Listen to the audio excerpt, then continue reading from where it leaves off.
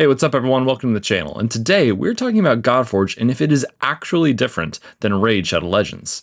Godforge is a hero collector mobile RPG. The exact same genre, I think, at least, that Raid Shadow Legends is. And so there is a certain similarity to the games that the developers just simply aren't going to innovate on. If we were to log into a mobile hero collector RPG and weren't summoning heroes, taking on wave-based content, having that turn-based mechanics and going through dungeons, then it wouldn't feel like that, turn-based mobile hero collector RPG. Which just saying that is a mouthful. And Fateless knows this. They know that there are certain areas of the game that they cannot innovate on. And so that is why there are a lot of areas inside of Godforge that we've seen so far that look so similar to Raid because it is the same genre. Now, anybody can say that these developers are coming from the Raid space and therefore they're just creating a clone, even though they are in the same genre. There's plenty of excuses to lean on that argument. But it's difficult to necessarily deviate so far from something that you've known for so long. That's not saying that it's intentional. It's not saying that it is done in a negative way, but Raid has done things well. And so there's perhaps some design elements, some structural components of the game, how, navigation design that also looks very familiar.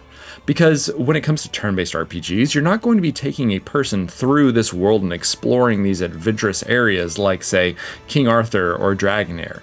This is truly that hub central gameplay, so the Sanctum, where you can go and upgrade your heroes, check out the weapons forge, visit the merchants, summon heroes, all of these things that allow you to navigate to different parts of the game. Very similar to the home, the Bastion, I think it's called, or something like that, inside of Raid. And so these similarities make the game feel like a clone, like some people might say. And you know what? That's your right to feel that way. And if you want to stand here before we've actually played early access and just strongly believe that it's only going to be a clone, it's not going to be worth it, then, that's on you. Thanks for watching. I appreciate you. Let me know in the comments exactly what you think of it in terms of a clone. I'd love to engage with you on that topic. Know that I will respond to your comments and hope to be able to have a conversation about it. But I don't agree. And here's why. Godforge is working hard, Fateless is working hard inside of Godforge to innovate in areas that we haven't necessarily seen before, at least in one game space. Because the reality is that these gamers, these developers, are very passionate about their project. Just sitting or listening to Sham, Dan, and Simon clearly shows how, honestly in love they are with the project that they're doing. Listening to Simon give his weekly leaks is like watching a kid in a candy shop. And so that alone is what really sets the developers apart, is just their mentality and their passion for their project. And one more thing, but I'll get to that in a minute, so stick with me. Godforge is different than Raid simply because of that fact. However, there are also core gameplay mechanics that make it different than Raid as well. And one of the main things that you'll hear a lot of people say is the ultimate system. Godforge has implemented a system inside of its combat that allows players to use an ultimate skill, or their most powerful synergized skill, at any point during their turn. Not during that specific hero's turn, but during the player's turn. So if character A has their ultimate, but it's character B's turn, character A is able to use their ultimate at any time during character B's or C's or D's or E's turn. And that can help you stack up these skills for, the big bad that has a certain satisfaction to it. And that gives more player agency to the combat. Now, that doesn't mean that we won't also have, systematic programmed skill use abilities inside of the game where we're going to be able to set up rules for when ultimates or primary or core attacks are going to be able to use. And I'm sure those things are still going to be there. And in that sense could still feel very familiar to Raid Shadow Legends. But fortunately, the idea is that we would have these things much sooner in the game. And that's another thing to note, is that Godforge is entering the scene much later in the life of turn-based hero collector RPGs. And so the quality of life standard, the expectations of what it means to have this game and what players are going to be able to do or should have at their fingertips is so much higher than when Raid started developing and releasing their game 7+ years ago. And so Raid got away with so much and so little lacking in their game. There wasn't a tavern, a good way to, manage and level up heroes. There wasn't so many different aspects of the game that some new players consider as just the expectation today. But Godforge has to enter the scene with these because all other games in the genre are. And that is such a higher bar to meet. So there is the ultimate system, but there's also the weapon system. And while there are certain similarities between weapons and relics inside of Raid, I want to really dive in and dial in to the weapon system in Godforge for a moment. And what that is that it's a completely different gear slot on every single hero that's unlocked with, at this time of what we know, level 2 Ascension, that gives them an alternate ability to their whole kit. And this is something that can move between any hero. So far, we've seen there's no limitations on what heroes can hold which weapons. Now, granted, there are certainly specific synergies that certain weapons will go with certain types of heroes, but you're still giving more power, more abilities, more synergy to a hero through something that is just outside of its kit. And so weapons are going to be able to come in, provide extra stats. There's going to be a primary and a secondary stat on weapons that can be grinded for that perfect synergized stat build. There's going to be weapon abilities on those weapons that will add to the kit of the hero. And then there are hero imprints. Now stick with me here, guys, because this is also unique in terms of when you look at Godforge versus Raid, in that you can sacrifice heroes inside of Godforge to unlock their passive ability that can be imprinted onto a weapon. So let's say that there was a 5% chance for a hero upon hit to apply decreased defense to the attacker. Or let's make this easy. Let's say there's a 10% chance. So this hero, when attacked, gains a 10% chance to apply decreased defense to the attacker. If you were to sacrifice that hero to gain their imprint, then so far in the system that we've seen, it would probably be that the imprinted passive would be a 5% chance to apply that decreased defense. Now, this is because typically in the imprints, we've seen like a 50% cut in whatever stat there was on the actual hero to be applied to any other hero through an imprint. And so by sacrificing that hero, gaining that imprint, and then imprinting that ability onto the weapon, you're not only gaining the weapon's ability, but you're getting the imprint of the hero onto the hero holding the weapon as well. I don't know if that was complicated, but hopefully you're still with me. This just creates so many options of builds, of designs, everything like that that you can do inside of Godforge to really unlock the hero's potential. The other thing about this, though, is that even if you can say, okay, well, the weapons feel like relics inside of Raid, okay, perhaps, but you can't directly grind for relics. You have to earn the materials. And from what we've seen so far in terms of Godforge is that it's not going to necessarily be that RNG oriented inside of the game.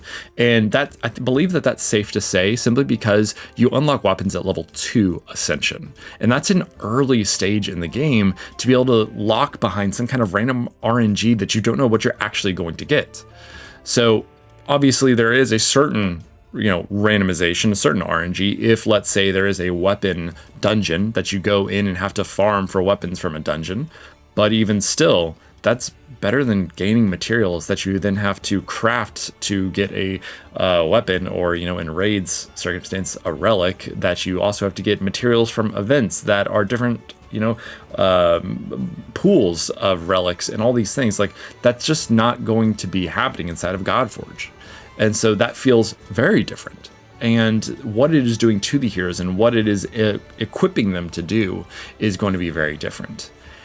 And I think another thing to highlight when it comes to looking at weapons versus relics is that there's a lot of randomization to combat that relics bring to Raid Shadow Legends.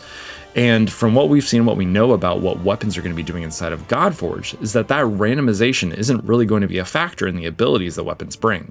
It's more so enhancements to the skills and further support or further damage for the heroes that hold those weapons. Something else that is different inside of Godforge that makes it and sets it apart from Raid Shadow Legends is the awakening system. In Raid, when you sacrifice duplicates to empower a hero, which, by the way, wasn't around for probably 5 years of Raid's life, you would gain more stats on that hero, but that's it. It, increased power creep and how powerful you can make the strongest champions in the game. Inside of Godforge, though, awakening systems give your heroes further abilities, or at least enhancements to their abilities. There's awakenings 1 through 5, and from what we've seen, I believe it is awakenings 2 and 4 that grant some stats. But awakenings 1, 3, and 5 give further enhancements to the skills that heroes already have. And so there's a significant focus on duplicates inside of Godforge. And not only that, in that there's going to be awakenings to unlock the true and max potential of that hero, but there's going to be events and drops of materials that allow heroes to be awakened further. So there are some universal awakening crystals. I forget exactly what they're called at this moment, but there's going to be something that we can basically gain for a particular realm, and say like an Aru realm, awakening material that we can put into a legendary hero of our choice. Or there could even potentially be events where we gain actual hero awakenings without actually having the hero themselves, which could actually be used for an imprint if it's very powerful, or an awakening if we have that hero or want to save it for when we gain that hero. But not only that, is because there's such a focus on awakenings, on duplicates inside of Godforge, is that the summoning system also has further a guaranteed system built into it. So we don't know anything about mercy, or at least what we have called mercy from the raid language inside of Godforge. But what we do know is that after X amount of summons, or after we gain a certain amount of points through awakenings, we're able to automatically get a guaranteed duplicate copy of a hero that we already have in our inventory, in our roster. And this is great in order for us to be able to focus. Whale, low spender, free to play, whomever you are, if you really want to hard focus on a particular hero, let's say you have Heimdall and you love him and what he brings as a support unit to your team, and you want to maximize his awakenings and get him up as quickly as possible, well, every single time you get the amount of points to get a duplicate, you can get Heimdall. Having that guaranteed points-based system of being able to gain duplicate heroes is going to be great for being able to maximize the heroes that you already have, which is going to be great, and once again does set Godforge apart from Raid Shadow Legends. But these are all mechanics, and there are other like back-end things, small intricacies I can mention. Obviously they've redistributed stats on different types of gear. There is the attunement system that further gives more stats based off of like the class of the hero, what type of hero they are. And there are other things like how the inventory is set up and whatnot. These back end things that make the game feel and look and perhaps even just like flow better than Raid has in the past. But again, this is all my opinion and it's not necessarily yours. And if you disagree or if you agree, let me know in the comments. But at the end of the day, what I mentioned before previously about Fateless and what really is going to make Godforge different, actually different than Raid Shadow Legends, is the developers themselves. Fateless is a community-first oriented company. Everything they've done, everything they do, even whether it's internal or external, places the community at the forefront of their actions. Having that mentality, being community first, being transparent and communicating with the players who are actually playing their game changes how a developer functions, how they orient themselves, how they develop their game, and where they put their attention. So instead of just chasing the big bucks, instead of just looking to upgrade this game to, further entice whales or anything like that, they're going to be building a game that they're passionate about, that they love, that they're excited about, and also that their community is excited about. And so when there are things that don't sit right or don't feel good or anything in that realm, they are addressing those things, and that sets them apart, and it will set their game apart. Now, I'm saying this without early access. I'm saying this without the history of a year of gameplay and seeing what there is. And so, yeah, Fateless has the potential to fail in that area. They have the potential to change. And I can't sit here and say, oh, this is absolutely going to happen, because we don't know. But I have been in their hemisphere for 2 years now. I've been creating content for about 7 months, but even before then, I was around Fateless and listening and watching them from the first day that Simon said, I'm building a game. And they've never stopped listening to the community. They've never stopped being involved. Their community managers have never stopped being personable and quick to respond. it feels different. And standing on the outside, you may not see that. You may not think that. You may be burned, perhaps, from the past, or from Raid, or from Hell Hades. I don't know. That's your story. I'm just sharing mine. But I would encourage you that no matter where you are, what you've played, what you haven't played, you should try Godforge out. Now, if you struggle with spending, if that's a huge temptation of yours, and gambling is an addiction, and you finally stop playing Raid because you just couldn't do that anymore, then, I mean, that's the instance where I would say you should probably stay away from Godforge. But if that's not you, and you just got sick and tired of Raid, or you got sick and tired of that genre, or whatever, everybody has their own reasons, their own valid reasons. Check Godforge out. Subscribe to this channel. Join the Discord. Be a part of the community. Because that community, my community, the Godforge community, the Fateless community, whatever you want to say, is really what's going to set this game apart. There are so many other back-end things that are going to be different, and I look forward to it. One of my next videos is going to be really looking at the difference in difficulty of different dungeons that we've seen compared to what we have inside of Raid, so stick around for that.